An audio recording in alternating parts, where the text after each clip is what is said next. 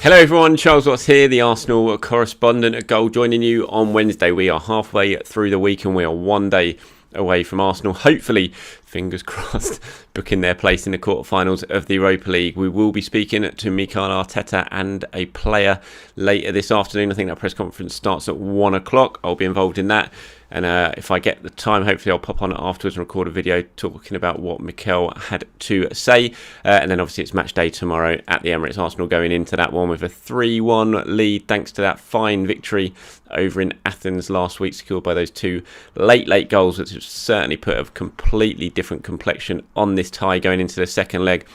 But Arsenal won't be taking anything for granted. That defeat to Olympiacos last year at the Emirates in the last 32 of the Europa League still fresh in everyone's mind, and Olympiacos have won on each of their last two visits to Emirates Stadium, so no one taking anything for granted just yet. Yes, Arsenal have a commanding lead. Yes, they have 3 away goals, but I don't think anyone is going to be booking their spot, booking a plane ticket for the wherever they end up going in the quarterfinals just yet. Still work to be done, and although I think Mikel will probably rest a couple of players or take the opportunity to rotate a couple of players ahead of the game against West Ham, he'll certainly still be going very, very strong to make sure that Arsenal get this job done and there are no slip-ups like what happened last year. So like I said, the press conference is later today, so hopefully I'll get time to do another video later on today to just discuss what he had to say, focus a little bit more on the match. Today I just wanted to go over a few things that I've been thinking about really that I wanted to discuss, and obviously very keen to hear your views as always, so please do whatever I'm talking about.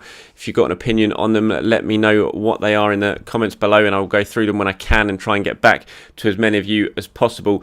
First person I wanted to talk about was Thomas Partey, who I thought had a really interesting game at the weekend against Spurs. Sort of a game of, I wouldn't even say two halves, I'd say a game of 2/3, really. I think the first third he was absolutely excellent, the second third he was almost as good, and then the third third he dropped off pretty dramatically, and I think that says a lot about his fitness and the injury issues that we've seen Thomas Partey have.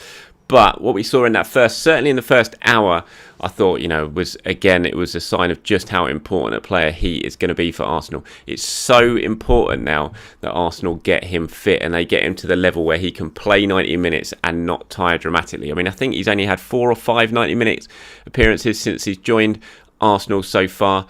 He came off very early against Olympiacos last week, which I presume was in preparation for the Spurs game, because Arsenal know exactly how important Thomas Partey is. And I thought he performed in that first hour against Tottenham. He showed why he's so important. I think it's been said before, he makes players around him look better. He plays with such an ease, disrupts the play, he breaks it up, he wins possession, he feeds it forward with his passing ability, he drives forward at times as well. And I thought he looked really, really good for that first hour alongside Granit Xhaka. The two of them have certainly formed a nice midfield partnership together, which is very, very positive. And I just thought it was a really interesting performance from Partey. I've seen a lot of people say, he had a really dreadful second half, and he did fall away. There's no doubt about that. But I thought the whole Arsenal team did. I think they totally lost their heads for that especially the last 15 minutes or after the red card. But I think in terms of Thomas, I think a massive, massive part was his fitness levels just went straight through the floor when he sort of crossed the hour mark or the 70-minute mark, and that's going to improve. There's no doubt about it. The more games he plays, the more regularly he plays, because it's been so stop-start for him. If he can play 2 months now without getting an injury and just continue to play, his fitness levels are just going to go straight up, and we're going to see Thomas Partey performing at the level he did for the first 60 minutes against Spurs consistently for 90 minutes week in, week out, and that is going to make Arsenal so much of a better team. Gilberto was talking about him this week, which I thought was really interesting. I mean, Gilberto is probably the last truly great central midfielder Arsenal had, not counting, say, a Cesc Fabregas type player, but, a truly great sort of dominant midfield player who can sit deep, protect the defence, can also get forward and chip in with goals as he did during his latter stages of his Arsenal career. He was talking about Thomas Partey, and he said, look, he's a good player. He's a type of player Arsenal were missing. I've spoken a couple of times about it. They have good players in central midfield position, but not to sit and give Arsenal the stability they need. Look at the game against Spurs. It was great to see how he managed his game, how he managed that position, helping his teammates. You know that it's very important about this. You know what is very important about this particular position?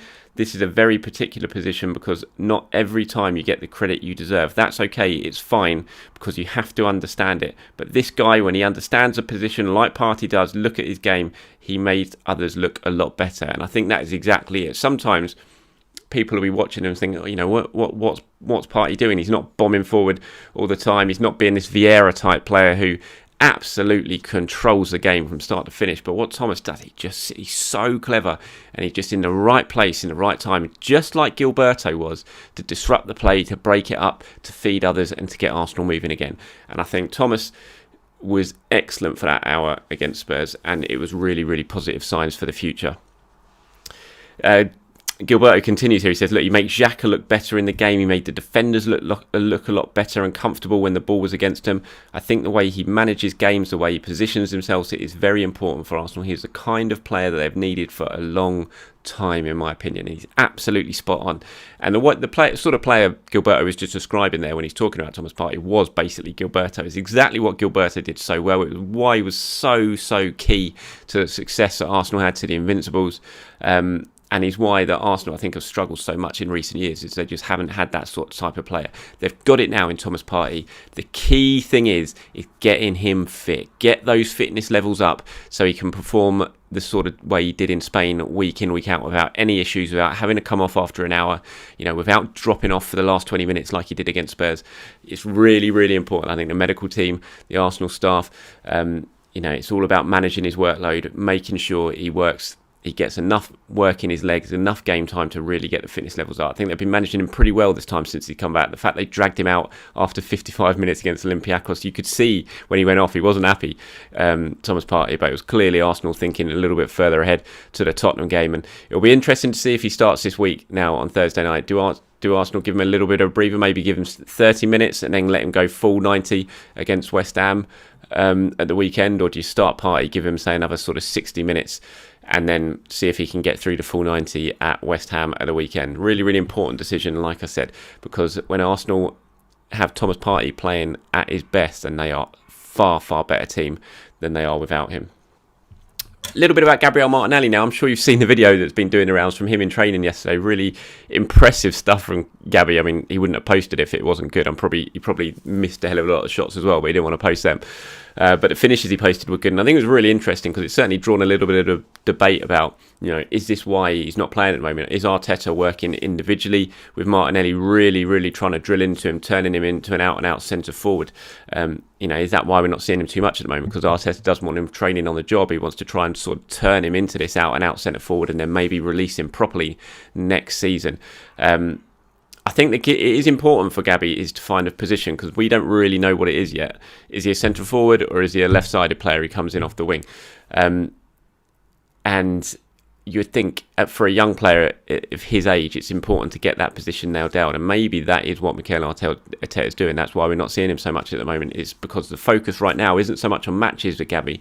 It's about getting him trained up and really comfortable in one certain position, potentially as a centre forward. I mean, Arsenal are going to have big issues in the centre forward department, you would think, this summer, depending on what happens with Lacazette, depending on what happens with Eddie Nketiah, both of which are only going to have a year left on his contract. They're going to need to freshen up the striker department. Is Gabby Martinelli now being trained up, which is why we're not seeing him too much in the team or in the squad, to be, pretty much Auba's not replacement, but Auba's understudy next season. So really interesting stuff on Gabby Martinelli. If you haven't seen the videos yet, please do go and find them on social media. They're not hard to find. Some really lovely finishes from Gabby, and it'll be interesting to see whether that is the reason behind the absence, which is surprising a fair few of us at the moment, or the lack of game time for Gabby that is certainly happening at the moment. Joe Willock, a little bit of discussion about him having a very good time up at Newcastle at the moment. Newcastle might be rubbish, but Joe Willock's not. He's playing very, very well and made a big, big impression. The Newcastle fans certainly like him up there. They would absolutely want to keep him permanently. He's been talking about his future and whether he would like to stay at Newcastle. He said, I've been at Arsenal since I was 4.5, so coming to a new club, coming up north to Newcastle was a bit scary. But as I came up here and settled and I saw the love from the fans that I'm receiving, of course I'd love to continue playing here. Now, a big part of this will be whether Newcastle is still in the Premier League or not. If Newcastle get relegated, then I think you can kiss the chances of Joe Willock signing for them goodbye. A, because I don't think they'll be able to afford the price that Arsenal would want for him, and B, Joe Willock would want him to stay in the Premier League. He doesn't want to be dropping down to the Championship. Really good to see Joe Willock playing well. He's got something about him. We've all known that. When he has played for Arsenal, certainly in the cup competitions, he's made a difference. He's a type of player that Arsenal don't have too many of, that late runs from midfield. He's doing more than that at Newcastle, though. He's playing much more as a box-to-box player, and he's really shown his quality. So that's good to see. I do think with him, and I've mentioned this before, as well as a few of the other players, potentially like Reece Nelson, Ainsley Maitland-Niles, I think this summer is the time for Arsenal to potentially look to cash in on them, raise money, rejig the squad even more that they need to do, bring in cash, which will be key to rejigging the squad. And I think if you can get a decent amount of money for Joe Willock, if Newcastle stay up and are interested in signing him permanently, then that's something Arsenal should probably look to do. I think it'd be good for Arsenal, and I think it'd be good for Joe Willock as well, because I think when you look long term, does Joe Willock really have a future as a first team regular at Arsenal? I don't think he does. You might disagree with me, let me know. As always, please do reply to this with your comments, with your opinions, and I'll try and go through them as much as I can and try and get back to them as well. So that's Joe Willock done with. Now a little bit on Bukayo Saka. Obviously went off injured at the weekend against Spurs at half-time with a hamstring problem. Like I said, Mikel Arteta will be speaking to us later this afternoon, where we'll get the very latest update on Saka and his fitness. It didn't look like he was training yesterday at London Colney, which is no surprise given it's a hamstring problem. As I said yesterday, I think you're probably looking at best case scenario a couple of weeks for Saka. If there's anything wrong with his hamstring, they're not going to rush him back. Because you don't want to take any risks when it comes to hamstrings, because suddenly you could end up being out for 6 weeks, 2 months, something like that. So even if it's a very minor strain for Saka, I think you're looking at a couple of weeks with him, which is a shame because he's obviously such an influential player. But given the amount of games he's played this season, it's no surprise he's picked up a little bit of a niggle somewhere along the line. And as I mentioned in yesterday's video, this is a big opportunity for someone like Nicolas Pepe to step up now over the next couple of games and really try and make a big impact, which he did at the weekend when he came on against Tottenham with that brilliant ball to set up the move that won the penalty for Alexander Lacazette. Before we go then, I just wanted to talk a little bit about contracts in Arsenal. I've been getting a lot of questions, loads and loads of questions about it on my social media and on here on YouTube as well, asking, what's going on with the contracts, what Arsenal are going to do in the summer with their strikers. And it is an interesting one. Mikel said last week that this summer's probably, just like the last couple of transfer windows, it's going to be unprecedented in terms of the business that Arsenal need to get done in terms of transfers, but also in terms of contracts. You look at Lacazette, Eddie Nketiah, both gone down to their final year of their contract. What are Arsenal going to do with their two of their strikers? Their squad strikers. One of them's basically a first team player in Lacazette. What are you going to do with those two? Are you going to convince them to stay? Do you want to convince them to stay, or do you want to cash in? I would say they probably want to cash in on both. So something is going to have to happen there. You've got David Luiz as well, who will be out of contract in summer, playing very, very well at the moment. Is he worth another year extension if he wants to do that? Personally, I'm beginning to lean towards the idea of actually giving him a new one, but I think if you're looking at it as a business sense, is that a wise decision? I'm not sure, but I think he's playing so well at the moment that, and he's so good behind the scenes that potentially it might be worth him sticking around for another year if you can get a good deal and you're not throwing silly money at him. Whether he wants to do that, I'm not sure. I'm sure there'll be other clubs who'll probably offer him more than a year's contract, and I can't see there's any way Arsenal would do that. So that's a conversation to be had in the summer. And then you've also got players who aren't into their final year yet, but you think have got to get a new deal and get them tied down. I'd be putting Emil Smith-Rowe absolutely into that bracket. I think he's got a couple of years left now at Emil, but you absolutely got to get him signed up. You did it with Bukayo Saka, that was key. You did it with Gabby Martinelli recently, that was key. I think you've got to get that done with Smith-Rowe now. You can't afford to be risking Smith-Rowe going down to his final year or anything like that. You've got to get that deal done for him. He absolutely warrants it. His form since Christmas has been fantastic. He's now been called up to the England under-21s.